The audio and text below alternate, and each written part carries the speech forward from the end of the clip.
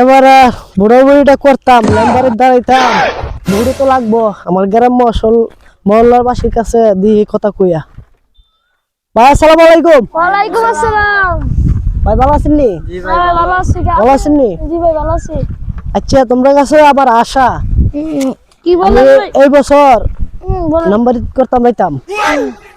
ওখানে মনে করো তোমরা তো ভোট দিতেইব, ভোট দিলে আমি যুযুক্ত হমু।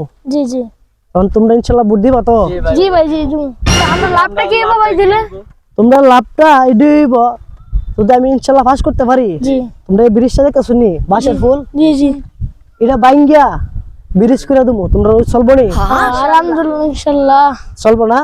তাহলে তুমি আমার সাথে আসো তো? জি আছি ভাই। একমত?